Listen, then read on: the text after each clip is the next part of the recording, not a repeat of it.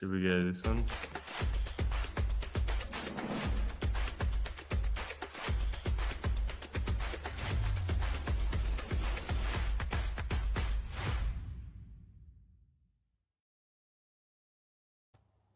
Hey guys, and welcome to the Backbenchers podcast, where we discuss all things Survivor Canberra Season 4, Mount Majura. And tonight we're breaking down the premiere episode, Clear Eyes, Cold Heart. And we'll be answering all your burning questions, like who was that hot and mysterious waiter serving drinks at the start of this? Or did Dan and Liv have shares in a croissant company? And will an entire tribe get eaten out? Ask us your questions as we go on. I'm sure we're going to be able to answer, or we'll try our best as we go on. Here's my co-host. She needs no introduction, but if you're new to the LRG community, let me introduce her. So in a season full of blindsides, backstabs, and bold moves, she said, "No thanks, I'll do all three." Known to fans and players alike as the one, the only Shark Queen, because when you're serving looks and strategy, a regular nickname just doesn't cut it. She navigated shifting alliances, monsoonal weather, and stayed solid with her people. When the game got messy, she didn't. Behind the fashion is a player who's fiercely loyal, refreshingly direct, and absolutely not afraid to tell you where she stands, even if that places the jury. She didn't just make it to the end. She was the end game. A finalist who had the ultimate power, casting the deciding vote in a tied final tribal. That's right. When it came down to it, she didn't just play Survivor. She finished it. Stylish, straight shooting, and the final word in who takes the crown. Please welcome Charlene. Hello. Wow, what an intro. I think that's the nicest introduction anyone's ever given me, and I'm really surprised that it's come from you. I now feel really bad about all the notes I've made on you because it doesn't add up. Thank you so much. We're gonna put it on for the fans. Oh dear.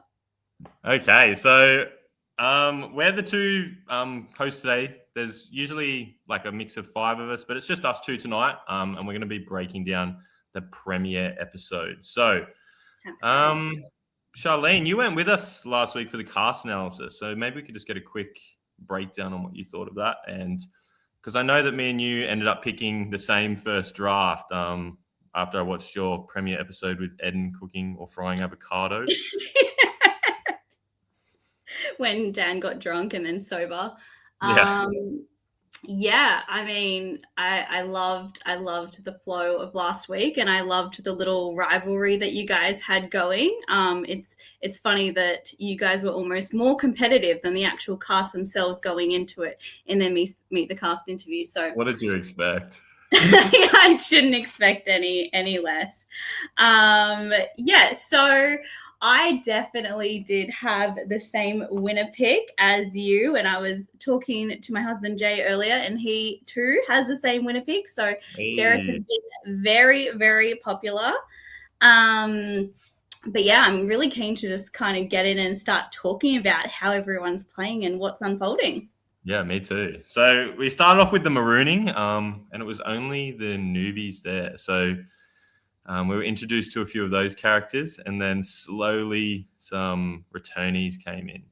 So, Charlene, you've actually played with a few of these returnees before. Yes, Aston, I'm representing Janine and Rose. So I'm curious to see your opinion on them and how you think they'll play. How do you think they'll change from their first time? Yeah, and look, I didn't actually get to play directly with, Janine and Aston on the same tribe, but it was, I got to learn a lot about their gameplay. We had a tribe swap. I ended up playing with some of their original tribe mates and representing the tribe that they all played on tonight, the OG Survivor Canberra Season 1 players. So, yeah, I'm really interested to see how they're all going to go. And it's always nice to see how people reflect on their own game. Obviously, there's been a lot of time since Season 1 in particular. Yeah, wow. Yeah, so a lot of thinking time. A lot of thinking time.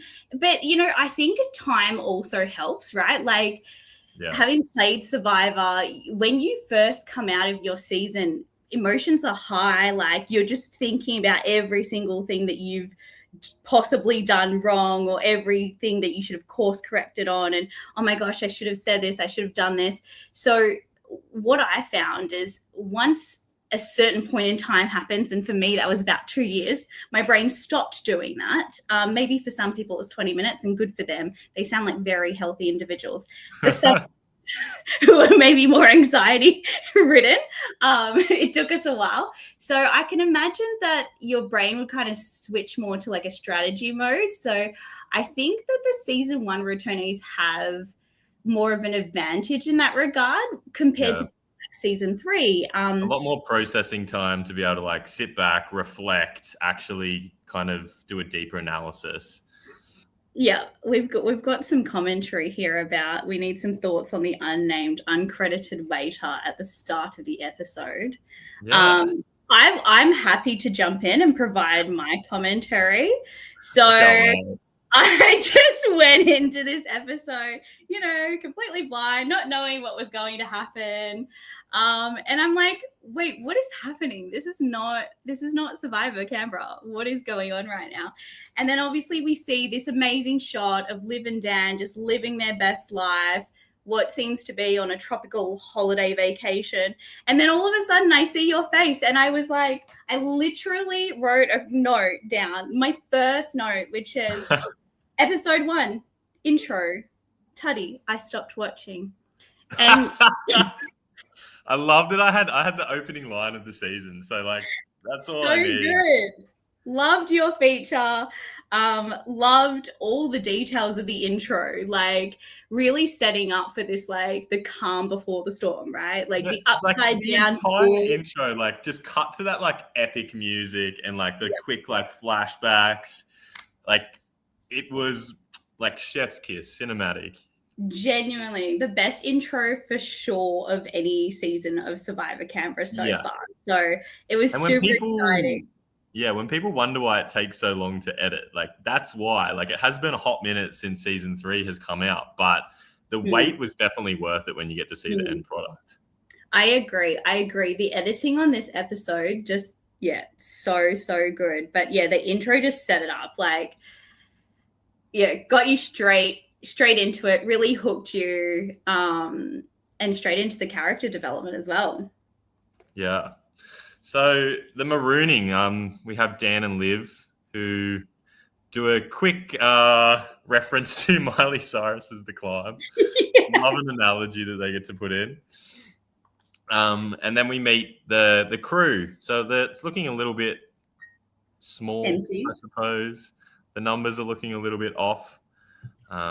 So then we're introduced to the returnees. How do you think the returnees are feeling like at their second shot? Oh, I mean, like if that was me, I would be so incredibly nervous, right? Because you're going in with like a target immediately on your back.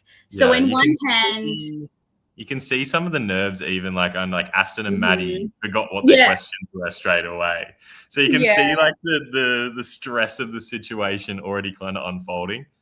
Yeah, and because Aston got the first question, right? Yeah. Yeah, like that would be hard too, because you're like immediately put under the bus. You've already got a target on your back being a returnee, and then Dan and Liv are just putting you on the spot straight away, and you've got no cards to hide, right? Like everybody else is able to just tell everyone else what they want to say, and they can they're allowed to be anonymous, but you have nowhere to hide. 100%. And that definitely came through just in like you could see people's like facial reactions, like the new cast members, they were really sussing out the vibes. You could see some excitement as well for some players. Like I definitely feel like Hayley was quite a popular returnee to come back. So you could see some people excited to play with Hayley. But definitely by and large, I would be very nervous if I was in their shoes. Yeah, definitely. Like I think a few of them seemed pretty chilled. Rose seemed pretty casual about it all. But kind of just soaking into it. But I think I'd be absolutely shitting myself. There's a few comments here to say that people were excited to see certain returnees coming back, which is really nice to see. I'd love to know if that excitement was shared by everyone, because it did look like there was a few nervous faces amongst the crowd in marooning. But one thing I will say about marooning in general is like, I also feel like Dan and Liv are like have set this up so well. You know, we've talked about that this introduction in this first episode was sort of the best edit we've seen so far in Survivor Canberra, but so too with like marooning. You can really see like they know exactly what they want to get out of the players.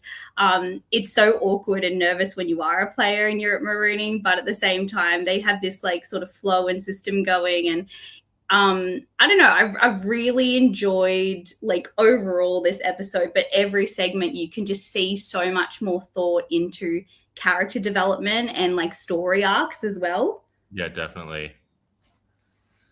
Mars face it all. Mars clocked the returnee difference straight away as well. Like one of his confessionals really stood out. Is like noticing that they've got the advantage in numbers with our newbies versus returnees. So I think the returnees do have something to worry about as well. But obviously, like spoiler alert for those that have already watched the episode, might not necessarily play out the same way that we all thought it might. Well, we'll see. We'll see. Okay, so do you have anything else to say about the marooning, or should we move into the quest twist? One thing I just wanted to touch on, just going back to the intro before we go to the quest, is I just loved a few specific quotes that I just wanted to highlight. Of course. We've got this amazing quote from Aston about his Maori culture. And he says, kill the strongest to take on their spirit. Like he's talking about how important it is in his culture to kill the strongest person. So you take on their spirit and you take on that strong part of their spirit, and it becomes part of you. And I just think that is the essence of Survivor. And if that's the introduction to this season, followed by a quote from Janine saying that she'll kill, then we are in for a wild ride. And a disclaimer. Genuinely. And it may be used in a legal case at some point in the future. No, I think they've definitely set it up for a killer season, no pun intended. Genuinely, but all the puns intended. But yeah, happy to go into quest. Yeah, so I suppose literally as soon as they get to camp, there's already twists in this season. So the major twist being that the quest, where they have to split up into 3 groups.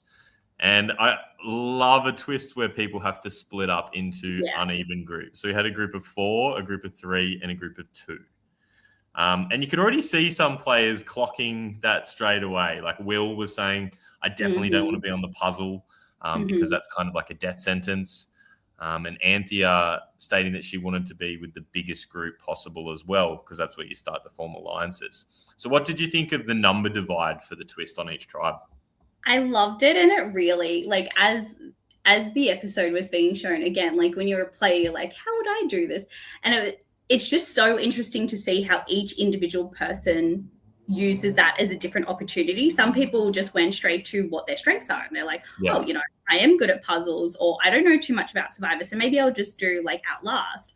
But then you had some very strategic people that were thinking about the end game, and they immediately went into, I need to find my alliances. I need to go with where the numbers are at.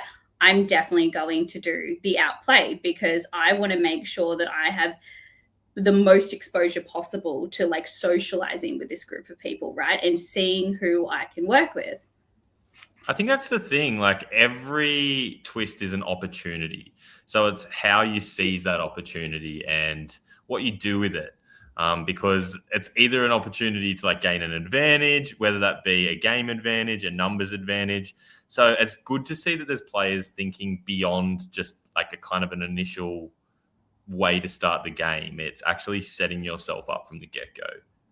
Yeah, absolutely. And I also just loved that this twist happened straight away, because you know, sometimes when you're playing, it's that awkward time at the start where you don't know each other yet. So you can't really go into strategy mode, or you can't start like forming alliances, because then it breaks down the walls instantly because you're forced like you have 8 minutes. So it's kind of like you're forced to talk to people and you're forced to make decisions. And like obviously some of the quests had bigger decisions than others. But I think each of them individually was unique and interesting in their own way. Yeah, I completely agree. And like putting a dilemma up there straight away with a person that you don't even know, like that could be game changing. But I found the 8 minutes really interesting. Like I was, and spoiler alerts here, but I was completely gobsmacked when no one had won this advantage. Like no one had successfully completed the quest. I felt like I was blindsided. And well, one of them gave up the eating challenge, so that wasn't too much of a shock. But I genuinely thought that the other tribe was going to nail that. But apparently, like they had Ben on their team. They didn't even remotely finish it in time. So I was like really interested. But one thing I did want to highlight, because this is a returning season, I loved the fact that you had, you've got season 1 and season 2 players obviously returning, and you've got the season 1 and season 2 winners, providing the instructions to the eating challenge. Yeah, and it was cool to see Jeremy and Ma make a cameo. Yeah, it was a lovely full circle moment, especially because you had Will quoting that he wanted to play like Ma and things like that. So, yeah, that was a nice little touch there as well. Yeah. So what one of the 3 do you think you would choose if you were in their shoes? That's a really good question. I mean, I personally, I was watching this going, oh God, I'm not good at a lot of things. So what do I do? And I was like, oh, maybe I'd do Outlast. And then I watch these people going, oh, I'll do Outplay Time with the numbers. I'm like, they're so smart. I should have thought that way. But yeah, I think you can definitely see the players that are thinking on their feet more so than just like kind of thinking with their hearts, I suppose. Yeah, what about you? Distinguish some of the players for me. For me, I'd probably try and stay with the numbers. I think I would choose Outplay. I think like going in a group of 2 is always a risky move. Yeah. Especially with what played out, because I feel like that's kind of a bit of a death sentence either way. Because their scenario obviously was whether to take an advantage or a clue for an idol or not take a clue for an idol.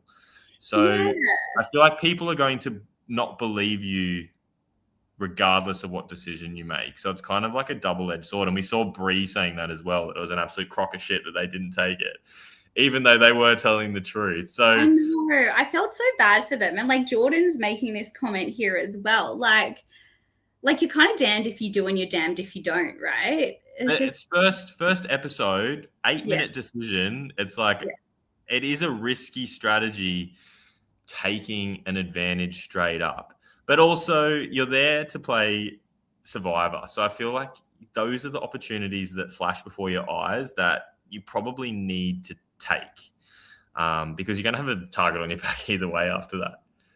Yeah. And I think that's some of the commentary coming through here. It's like we might as well have taken the scrolls. Because it's a lot easier to say from the other side of the screen. Like I'd be taking that, but yeah, that's so true. And I think as well, I don't know, you'd have to be strategic about it. Like, do you make this like a group idol? Like, do you just keep it between you 2 when you lie? But then what if after, an episode or whatever, you work out that person totally might be not someone you do want to be an ally with, and you just have on this quest with them. Yeah, we have 50-50s coming through. Ashley saying, don't gain the target. I take that shit. Yeah, Aston. Okay, so the Outplay section, we obviously saw some fantastic moments with that. My favorite moment from the entire episode was watching Ben try and eat a croissant. Legitimately Ben eating a stale croissant. And sorry, but I just have to highlight the best thing about this episode was the music that was edited over that image. Just the gagging to the tune. So but isn't he just like a young kid? Like I feel like a uni student or something would be living off dry, stale croissants anyway. So I feel like that's just like the normal kind of. I don't know. Maybe he's a lot more cultured than I was at that age. yeah, and I guess the other thing was like, I don't think it didn't look like they had water until after they had finished eating everything. So it's Yeah, not like like a you could dry just wee bit wash it down. kind of, yeah. And yeah, I don't know. I guess they didn't know how much time they had as well. But the thing I found hilarious was like, why are these people just gagging in front of their like teammates? Like, you should walk. I don't know. In my head, I'm like, the most strategic thing to do is if you're going to gag and you're going to vomit, that's fine, fair enough. But like, go do it away from everyone else, because everyone knows if someone's gagging in front of you, you're far more likely to get. So if Ben's here on online, please let us know why you were just so happy to gag in front of everyone. Like, you could see I'm Derek here just for like it. running away. Like, he could not be near Ben at all. I think like the oyster jelly would have killed me. Like those like smoked tinned oysters, they are rank. So I feel like I could have demolished the croissants, but I love that the croissants made a resurgence as well. Like every season, just I like the know. croissant lore. Absolutely. I feel like it's just part of it's embedded in Canberra Survivor. But Breeze made a really interesting comment that I don't think made it to the episode, that they actually ate croissants for breakfast at Marooning. So the last thing you want to eat isn't bloody croissants. They were probably the same croissants. Were they actually stale? And Liv's just saying here, justice for the croissants, they were fresh. So maybe he just had too many croissants at breakfast and overloaded. He's just bougie as someone set up here. Pulling tricks out of his sleeves, just not knowing how to eat. Anthea saying the oyster jelly combo needs to leave. Yeah, well, that was season 3 as well with the tacos, no? It was like oyster and jelly tacos. Okay, so it's all these foods that have like appeared throughout the seasons are just coming back to haunt everybody. This is fun too. So Aston's saying that it wasn't shown in the episode, but he actually ripped open a heap of the croissants to see if there was a clue to an idol. Love that. And Derek is adamant that these croissants were definitely stale. Like, can you describe what you mean by stale? Like, we really need an image. And I know you were talking about wet rice as well. So I'm like, could you not use the wet rice to like help? I don't know. Is it what's wet rice? I thought it was just white rice, no? No, there was like rice with like, but it was like defrosted or something. Someone please. The rice was very cold and hard. It was like it had just been defrosted as well. Oh, it's probably just the packaged rice, like the microwave rice, like when you open it straight up and it's like all clumpy. I'm Asian. I can eat rice for days. Good rice. Okay, so and finally the last of the section where there were 3 people we had the outwit. So kind of like a triangle, identifying how many triangles are in a picture. I'm sure like we've all seen those kinds of puzzles around. And we had Bree, Adele and Mark, and then Mushy, Rose and Natalie. Okay, so we're getting confirmation on the rice situation. Yeah, like are we moving on from the rice? I feel like everyone's just obsessed with this in the comments. We'll go into the puzzle. It was just microwave rice. Yeah, I know. I've seen the clumpy rice before. This is like RiceGate. I agree, though. That puzzle looked so hard, but I really liked Nat's technique of like, mapping things. Like she just had this visual of, I don't know. Did she get that right? Can someone confirm if she got that right? Yeah, that's the thing. But also like a puzzle straight up and like actually nailing it like that in front of people, I feel like that puts a target on your back too, because it kind of highlights like, right, this person's pretty smart. Like if you're just watching somebody do it, like in an individual challenge and stuff, you kind of just focus on your own thing. So you might not be as observant as other people, like what they're doing around you. But if you're watching someone do it, you might be like, What are we? I think 34. Okay, so the answer was, because you got 30. Is that correct? I think 30 was. Priya saying they got it wrong. Yeah. So everyone got everything wrong, and nobody even took a scroll. So and no one even got an idol. Every single challenge was failed. But you know what did come out of it?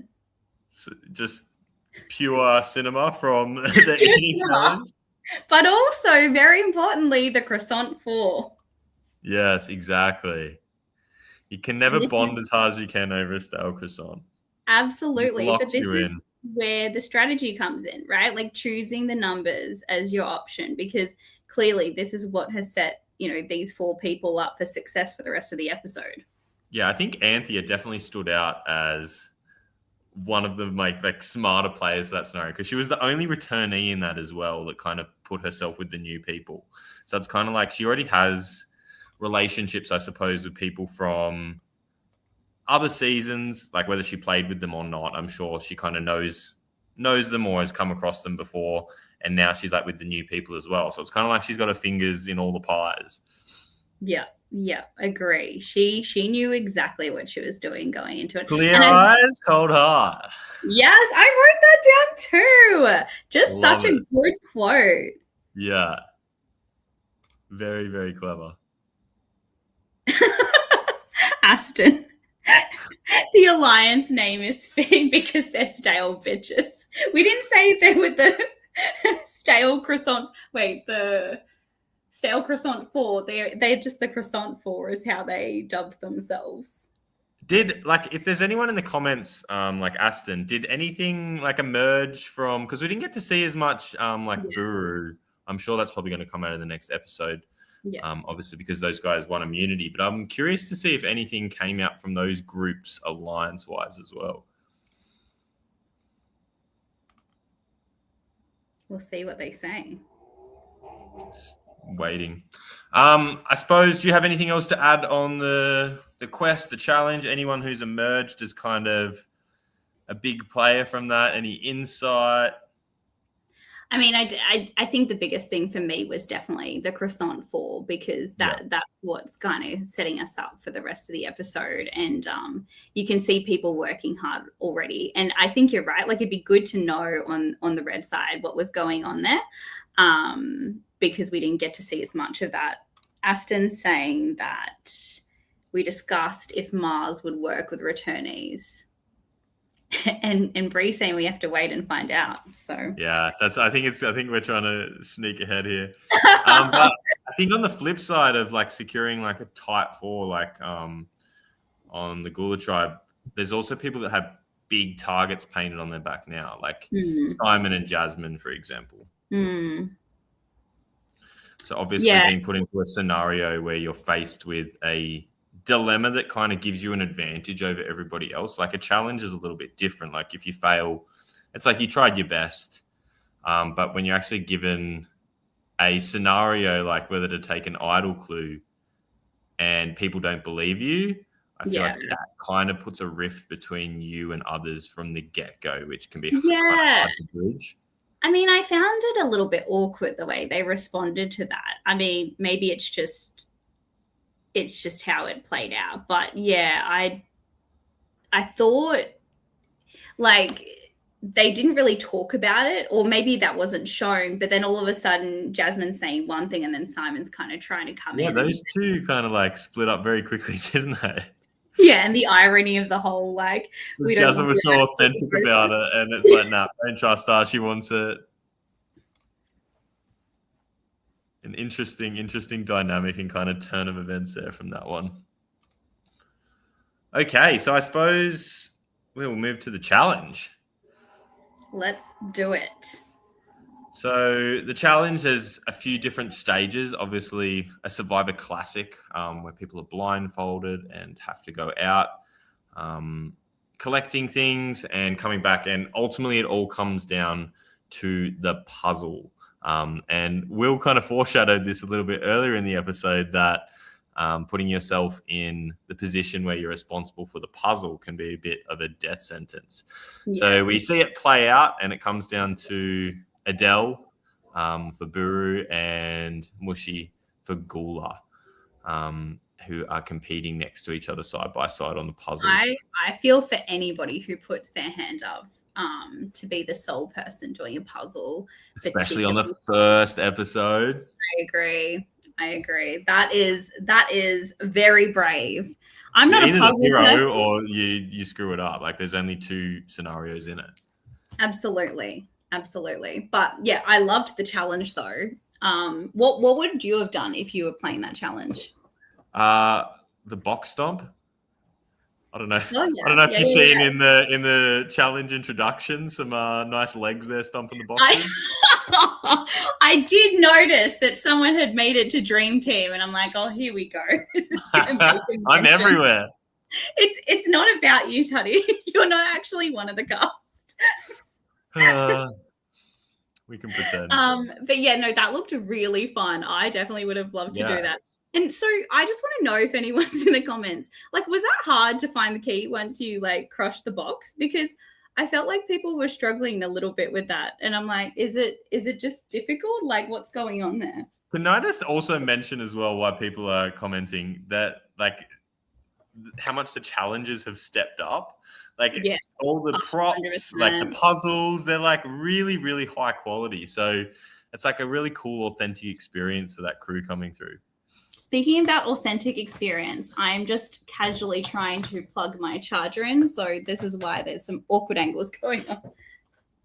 Just don't let it go dead. I'll just be here by myself. Imagine that. It'll be, well, I mean, you're featured. How terrible would that be if it was just me talking to everybody for the next 12 hours? The fallen puzzle piece. Oh, yeah. Mushy. I think Anthea did mention it in her thing as well. Like, what do you think? Do you think it was a bit of an easy puzzle? I could see that border straight away. So it was kind of killing me to watch Mushy like kind of not get that straight away, especially with the lead. And I'm sure that would have been stressful for the Gula tribe just watching that unfold. Yeah, and I wonder if the fact that she has mentioned that she's not exactly used to Survivor sort of thing. Like, she's a bit like me. She's kind of aware of it, but like she doesn't know that much about Survivor by the looks of things. Like, if I was in a competitive environment, again, I'm not a puzzle person. Like, I noticed when she opened like the bag of pieces, she was kind of like taking out piece by piece. I'd be like ripping that thing open and just like throwing it down and like working it out. But the other thing, that's probably like another thing that you can provide insight with as well. Like, obviously it's easy for me to sit back from the other side of the screen and say like, I noticed this, but what's the stress like when you're actually in the game and you're faced with something like a puzzle? Oh my God, it is so stressful. And I feel like, I mean, sorry, Daniel, I'm going to call you out here, but like, Dan and sorry, Liv, but like Dan and Liv are like making commentary the whole time that you're doing this. So like, not only you hear people screaming like, your name if they're on the same tribe as you and they're rooting for you, and then you've got the stress of trying to do this thing, you've got people's commentary on the sideline, so there's just like a lot of things going on. And I feel like for Mushy as well, like this is the first episode, you don't even know these people, so it's not like you feel like supported or they've got your back. And on that note, like I wondered, and again, someone can probably correct us here, but people were making note of the fact that that puzzle piece had fallen to the ground. But were you actually telling Mushy? Like, I couldn't see any commentary where people in her tribe were saying, I think someone commented in one of the confessionals saying like we weren't allowed to say anything. Right. Okay. I missed that clarification. Yeah, so it's probably difficult. But like also when you get to a point where there's a gap missing, you got to start looking somewhere. I feel like it's just like, but I suppose obviously like you just said, like the stress dial's turned up to 100. Yeah. So it's probably like the last thing going through your head. So as a watcher, it's probably easy for me to sit there and be like, what are you doing? But when you're actually in that scenario, I'm sure it's a lot harder than it looks. Yeah, and I just feel so bad for her because obviously her tribe had such a strong lead. And then like, the more you slow down, the more you get stressed, which is like probably going to lead you to slowing down more because you've got like a bit of a mental block. Whereas Deli kind of like overcame in that regard. Like, she was really making up for a lot of lost time for her tribe. So Jordan's got some commentary here around that, so that he was so stressed for her. Yeah, I would be too. Even Adele did say in her Meet the Cast video that she'd be good at puzzles. So maybe it was just the pressure of Deli being amazing as well, as opposed to Mushy being bad at it. I think maybe Deli was just really, really good. They were allowed to call out for sure. So maybe her tribe actually could have helped her out a little bit there as well. Yeah, but they're saying that they couldn't see the piece on the... So Derek couldn't see the piece on the ground, but the people who had mentioned... I think there was at least one or two players who had seen that the piece was on the ground. I think it might have been Anthea and Will. Like, I don't know, guys. Like, you It can't could, say that. but like then as well, why can't they say like look at the border, like use the border top and bottom? I suppose maybe like you don't want like if you think you're in the lead and you don't want the other tribe to hear that as well. Yeah, Like there's probably so many factors that come into it. But the so one true. glaring thing that I could kind of see was is there's lines, like they need to match up somehow. Yeah, I know, I know. I wonder what's going on. And I know obviously that, the words had been featured in the quest earlier, which was, quite strategic as well. But I did wonder if like that again, like little knowledge of Survivor and the terminology, the common Yeah. phrases in Survivor played into that as well. Yeah, like that knowledge of the three words. Because Mushy, not a massive fan. No. No, not that I'm aware of. My understanding was she's more like just limited knowledge. So yes, we shall see where that takes us. And props to Dan as well because he made that challenge. So I know that challenge made it. was so good. It actually looked so fun. I wonder what was it like when you were doing Dream Team. It was fun. I'm just trying to picture Dan with a saw though, cutting up that entire puzzle. It's hilarious to me. I'm sure that someone helped him as well. There is an amazing team in the crew that help prepare all these things. Oh, they've done a fantastic job. So well done. Absolutely. Yeah. Then again, the quest was literally that phrase. So yeah, it was already kind of foreshadowed as well, like a little bit of a inside. Yes, it would be interesting to know what's going on, but I don't know. We'll have to ask Mushy herself. Yeah. So I suppose that leads us to Delhi taking it out for her tribe, like big celebrations. Buru's extremely excited. Absolutely. And my pop helped me cut the pieces. Yeah. That is the most wholesome thing ever. Okay, and then obviously Gula are headed to tribal, where everyone except Ben seems devastated. I love that Ben's always excited for the drama, which I think Rose is very excited too. Rose and Ben are very much showing they're like, yep, let's get into it. Let's play this game. This is why I am here. Chaos Gremlins, love it. Mm-hmm. And then the scrambling kind of begins, and I feel like the heat could have been on the returnees quite easily, but it kind of shifted. And I think the one thing that played out was people started just like looking at the puzzle, and then it kind of shifted then again. So it was a lot of kind of moving cogs within the whole pre-tribal like scenes. So what did you think of that? What was your kind of take? I have some thoughts. I know you do. I have some thoughts. Yeah, look, there's probably a couple things that don't align with me. So one is like, yeah, I just don't think you can pinpoint someone based on the performance in one challenge. No. Especially the when game's so much deeper than that. Yeah, especially when that person is individually performing as well. If there was like 2 or 3 people and something was like super pivotal and it was a really pivotal time in the game, like maybe that's a different thing, but exactly. like it's way too early. And as you said, like that's not exactly what the game of Survivor is about, right? So there's so much more to it. Like screwing up a puzzle doesn't mean you're not a loyal ally, or you're not someone to brainstorm with, or all these other traits that are needed to make a good survivor.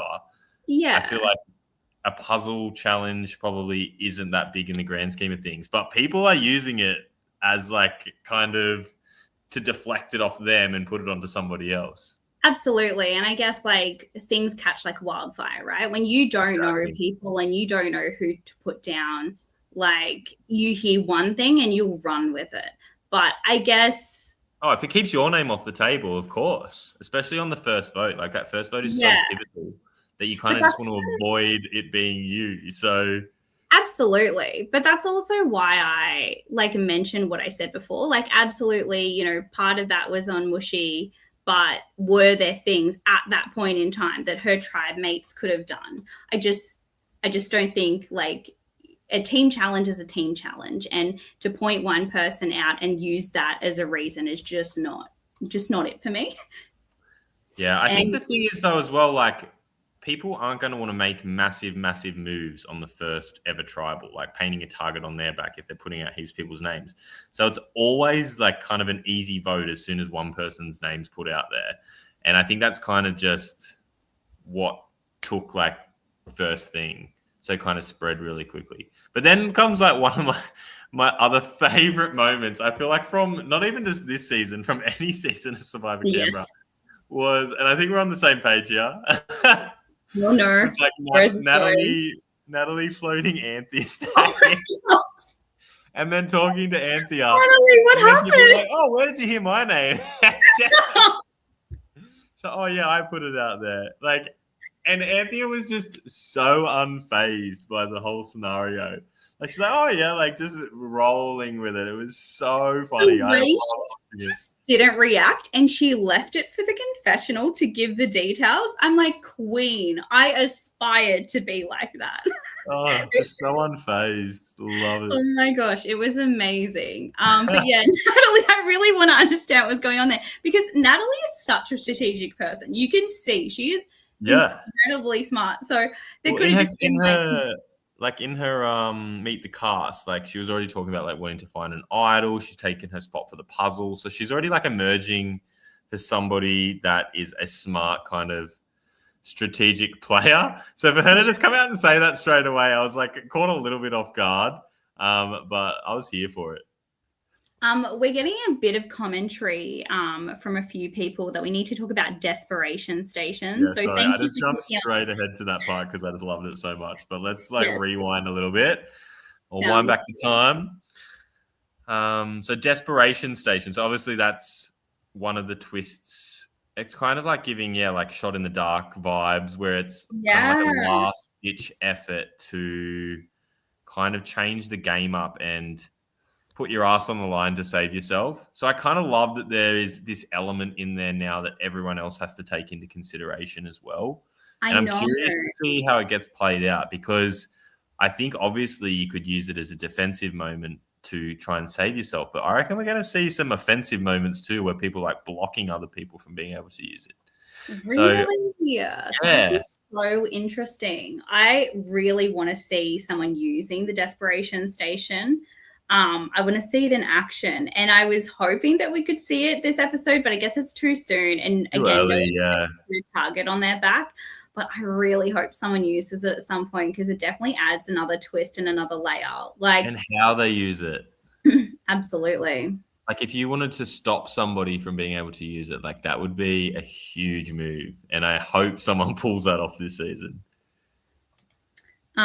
Daniel has confirmed that Natalie sort of mentioned the Anthea thing because of her nerves. And I was about to say, I'm like, I wonder if that's just like first episode, like you're nervous, you're going to tribal council. Like, again, the first time I went to tribal council, oh my gosh, it was crazy. I mean, our first vote was pretty standard, but the second time, that we actually had to scramble. That is great. Like your stress levels just through the roof. So I can very much understand. She said, I definitely have said many things that I'm like, oh, I really shouldn't have said that. So fair on Natalie's part. I suppose it is like a positive that she told the truth as well, because Anthony probably just would have found out anyway that she put her name out there. So it actually probably is like you're better off verdict, I suppose. Yeah, you're better off like admitting it at that point, because it's going to come back to bite you, which we've seen in the past as well. Oh, definitely when people get caught like with foot in mouth. Yeah. So we've obviously talked about how Mushy's name was definitely out there. But there were actually several names that were getting thrown around. And I'd really like to understand a bit more about like what was the thinking behind some of those names. You know, we've talked about how Mushy was put forward because of the challenge, but then we've got some other names getting thrown around as well. I think Simon put out Jasmine's name, like kind of after that advantage gate. There was a few people putting out Jasmine's name. I can't remember originally where it came from. Yeah. I thought it was Simon, but I could be wrong.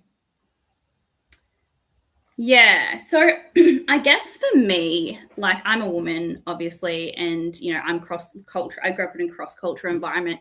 And one thing that I am disappointed in is that 4 names were put forward. So we had Mushy, as we've said, Jasmine, as we've said, we had Anthea mentioned, and we also had Nat's name out there.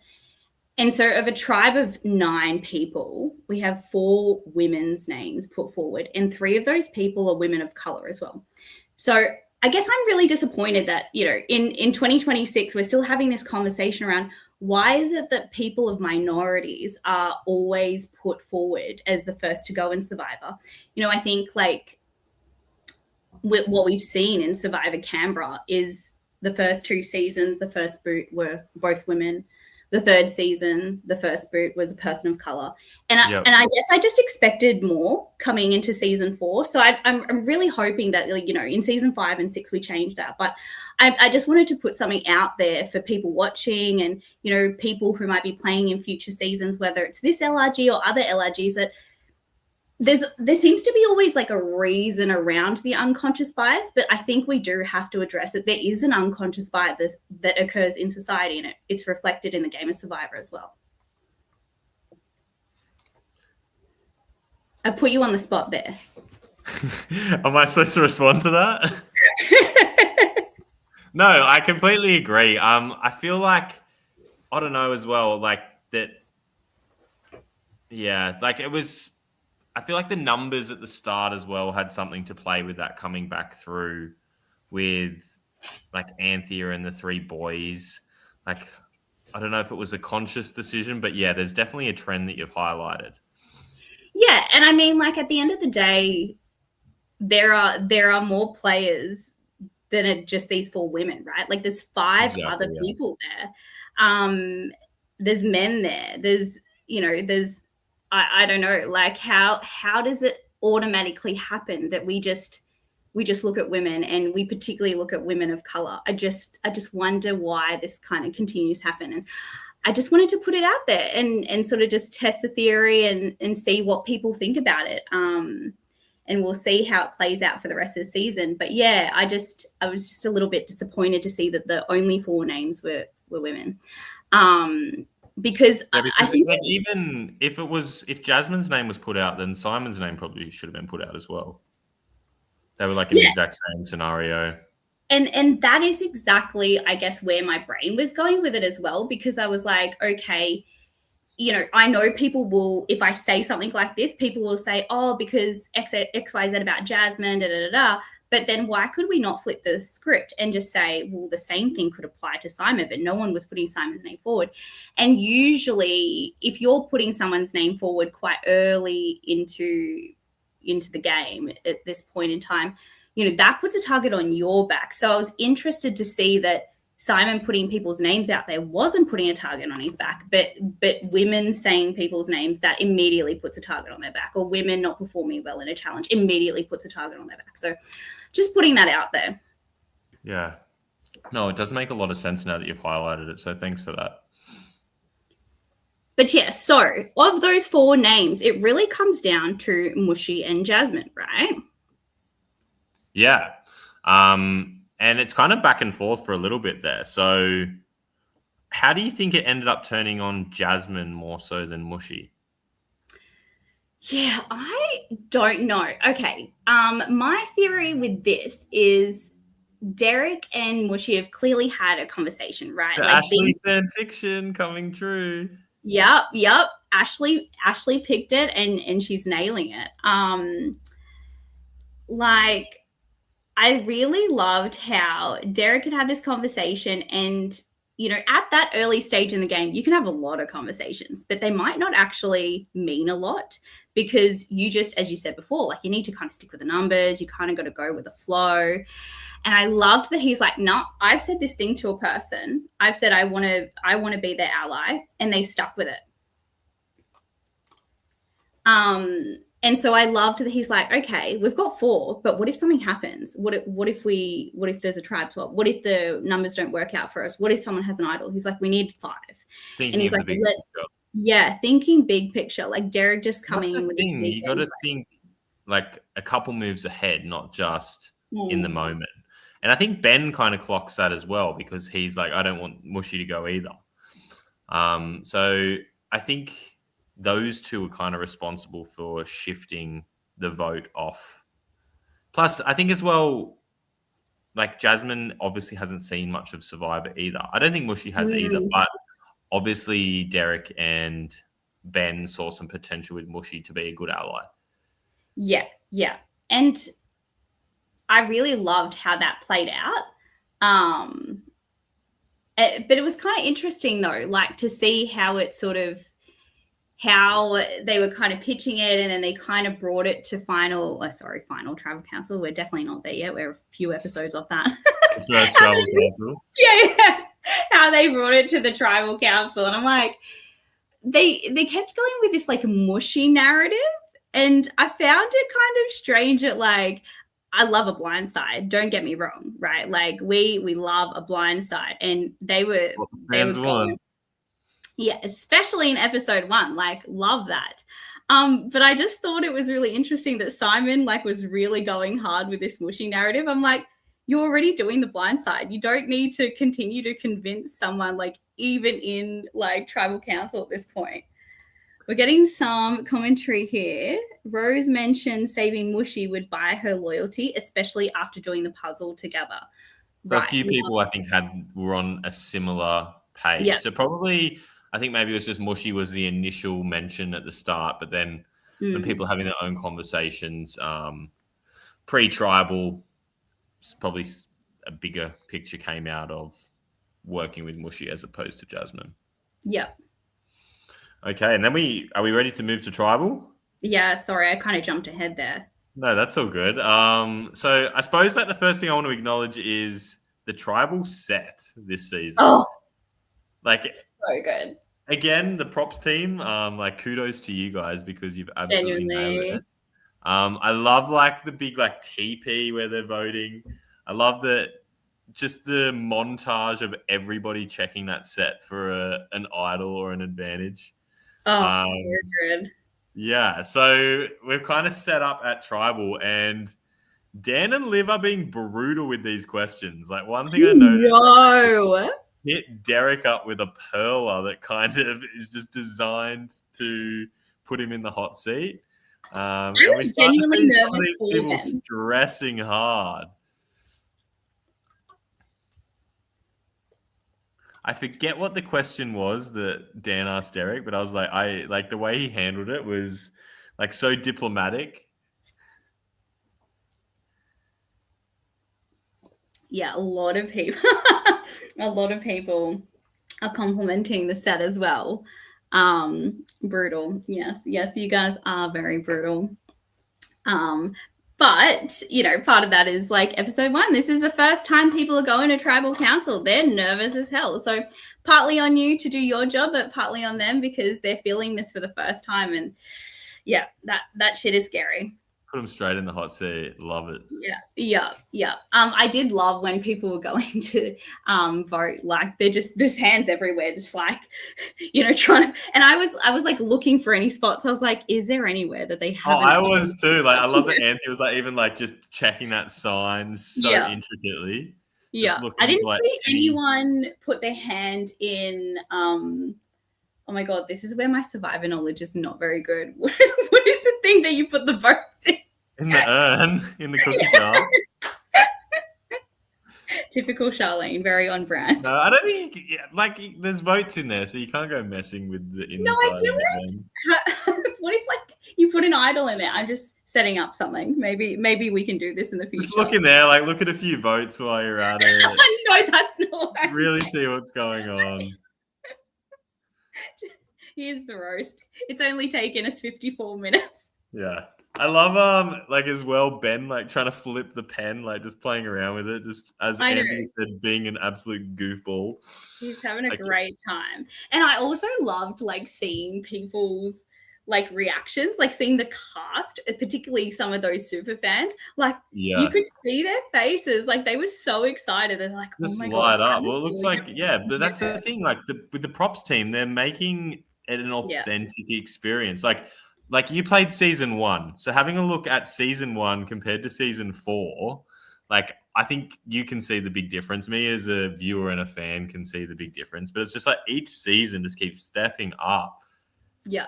No, I mean, like, even look at our buffs, like, lovely color, but like the logo alone, like the intricate detail, and that's like just in every single thing. You can see it, like, Yeah, just the chef's things that kiss. are thought about, like thought goes into things that you wouldn't even think about. Chef's kiss. Oh, we're getting some interesting commentary here. So there was some tension that Derek and Rose felt at the time. It felt like choosing between game and values, and it was a bit of a compromise position almost to go with Jasmine. Yeah, that's really interesting. I guess, like, my question is then, like, why did you guys not go for Simon again? For like the same reason. You know, There's probably we don't. like as a returnee as well. Would the numbers for that come into play? Like they don't want to vote out a returnee because they could possibly work with them later. And then obviously like Ben, Will, and Derek were all working with Anthea, so that was never going to happen. Like it's probably like a lot goes on that we don't see as well behind the scenes. Yeah. But there's probably like so many factors that went into that decision. Yeah, I mean, there's always going to be lots of factors that go in. I'm just adding in a different factor. Oh, 100%. But yeah, so then we get down to the actual decision, right? Like the actual vote. Yeah, and it's unanimous as well. Like 8 votes to 1.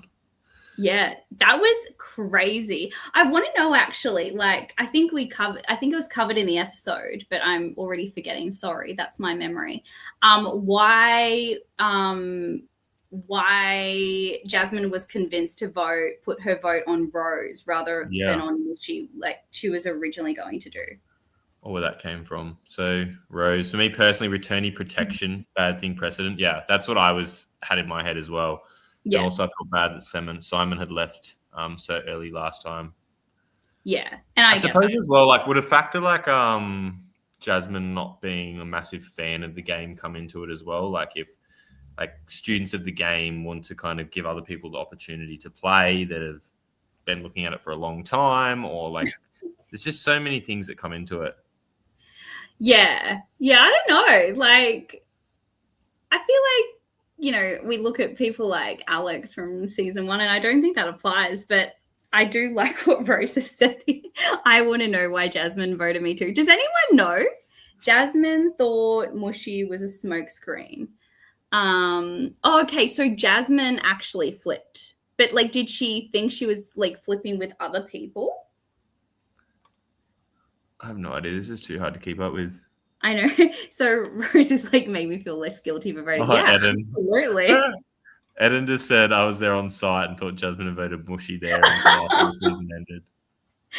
So we really need Jasmine to clarify what actually happened here. Because, like, did she just think she was going on a whim, like just voting for Rose herself? Or, like, surely she thought she was, like, part of a bigger group that was voting for Rose, right? We might be interviewing her soon, maybe not, which probably brings us to like the next thing, which is the grasslands of gloom.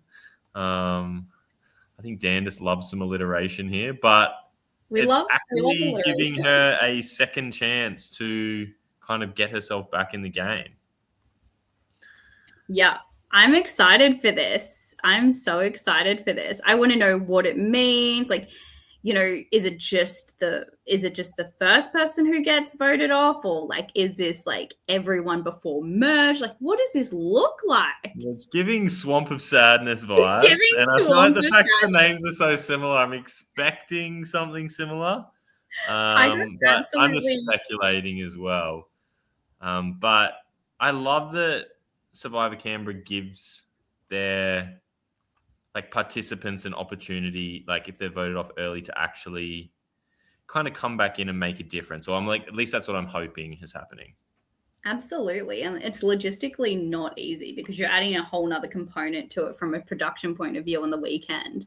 But yeah, I feel like it just, particularly when you've got, you know, a season with some returnees, as Rose pointed out earlier, that might have got voted out pretty early in their game. And this is their second chance, really, as the theme suggests.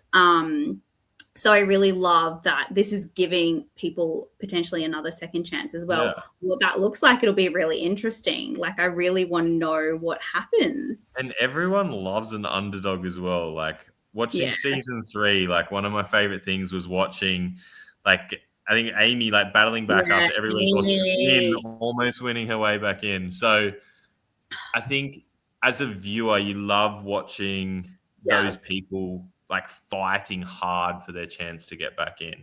So I I love that agree. some people, I don't know how many people, if it's going to go all the way to merge, if it's just going to be the first few people, like you said.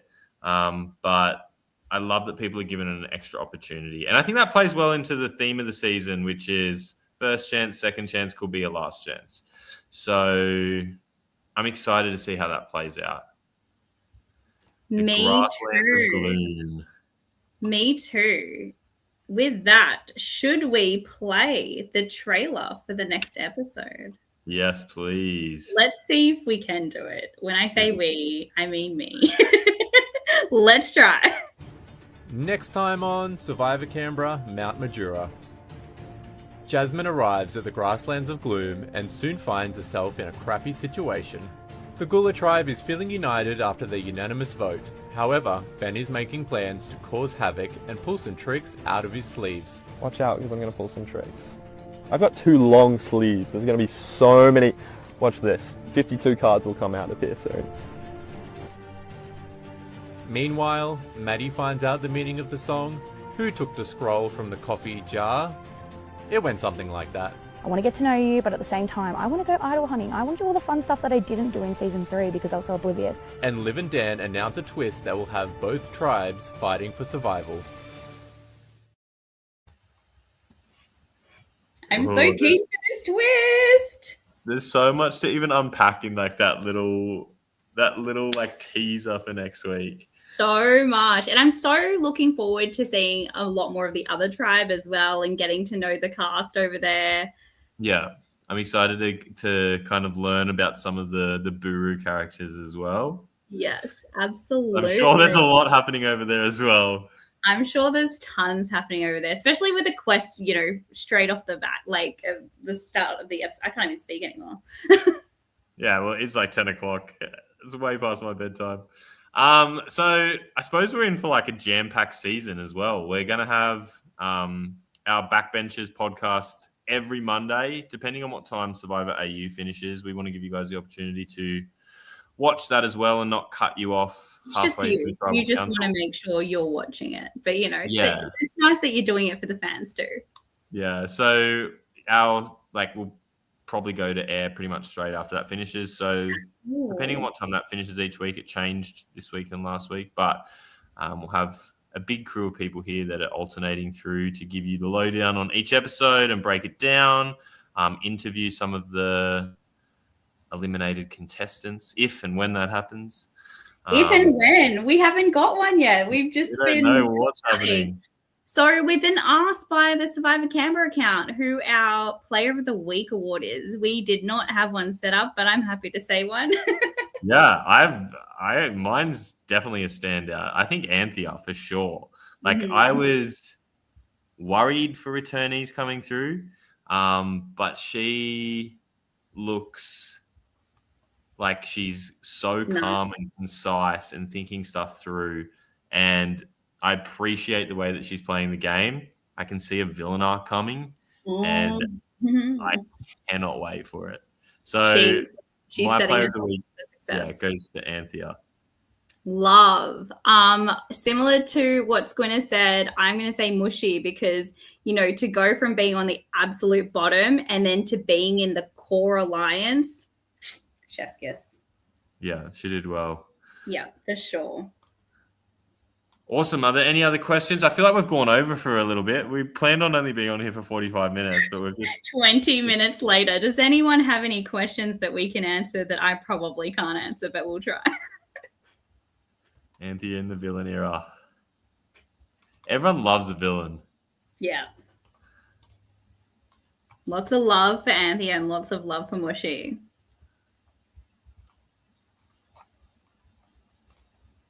And Maddie. Yes. Yeah, I'm excited to see you, Maddie. Any predictions for the next episode? Oofed.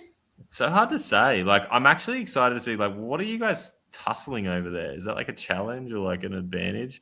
It's hard to predict what's going to happen because my predictions, even for the first episode, were wrong on what was going to happen. Yeah, So, same. And I feel like because there's so many layers now, right? Like we've only seen one tribe up close. We need to see the other tribe. There's this potential twist. Then we've got the grasslands of gloom that I can't say, no one can say. Yeah, there's so much going on. Like, how long is this next episode going to be? Like, they cannot fit it into an hour. I feel like there's just, we need to learn the dynamics a little bit more of the entire cast I think, to be able to predict what's going to happen next. I agree. But if you want to give us any spoilers, Brie.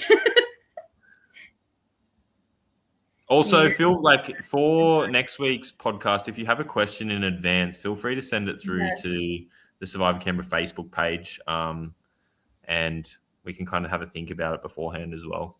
We can factor it into the body.